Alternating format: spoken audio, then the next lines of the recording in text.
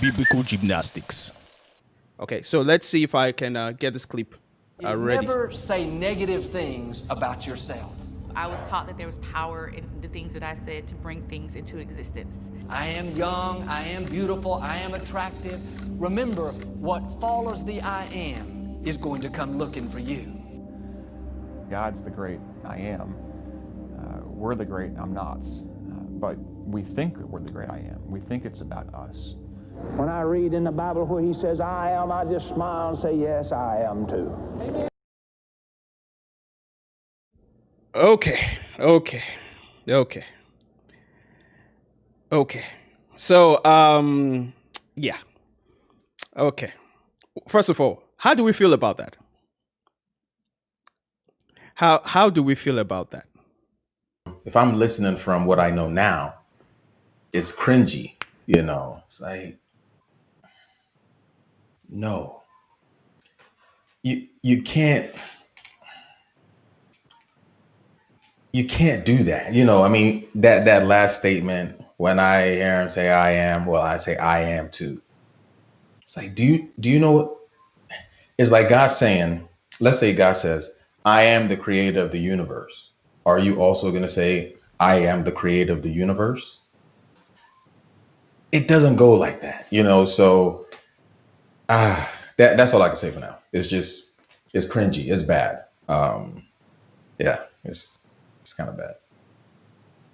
It's not kind of bad. It's terrible. Kind of bad. It's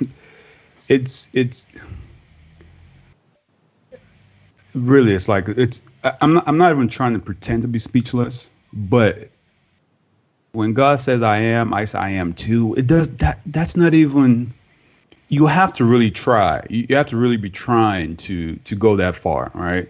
It's one thing to say, oh, okay, I misunderstood, or this is like a confusing passage, but no, this is clear. Like, we know where I am came from. Right. When God was trying to introduce himself to Moses, right? It's like, hey, who shall I tell them that sent me? I am. I mean, we saw the origin of that. So there's no ambiguity as to the origin of I am. So for someone to now equate themselves, well, God says I am, and that's what this whole topic is about. You know, we are gods. To now say God says I am too. No, there's no room for that. The fear of God has been removed from the equation because God has brought us into this kind of relationship with him. We just assume that all barriers as it pertains to the fact that he's still God has been removed. So that's why we can make any kind of statement we want to now. So let me just leave it there for now. Okay, so I guess my question is this: what is so terrible in us? Because guess what? If we're made in the image of God, right?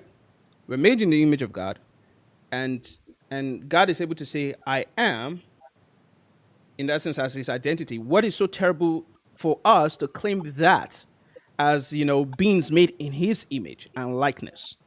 Why can't we say, you know what? I am tapping into who God is. So thereby I am. I am great. Whatever you want to say, right? I am great. Because here's the thing. When we say I am, right? Or when people say I am, they might not be saying I am God or I am the creator of all things. But what they're saying is, I am great. I am mighty. I am wealthy.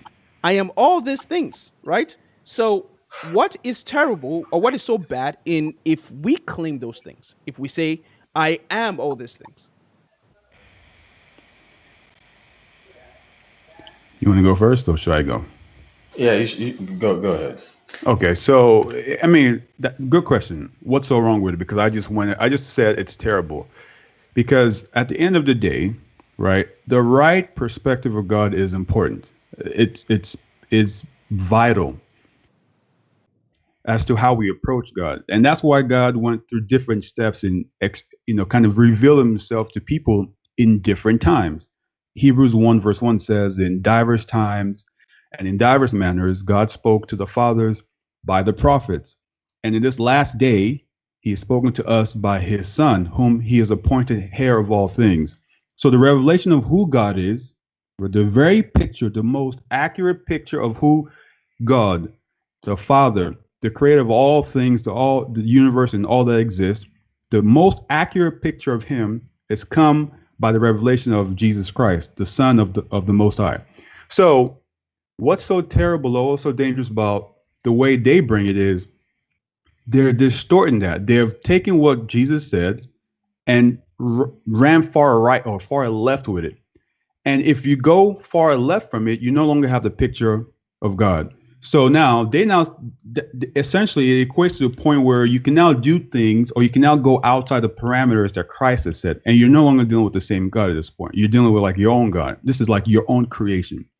Jesus said, for example, he says, when you pray like this: Our Father who art in heaven. He gives you a parameter, right? He says, anything you ask the Father in my name, right, he will give unto you according to his will. He set the boundaries.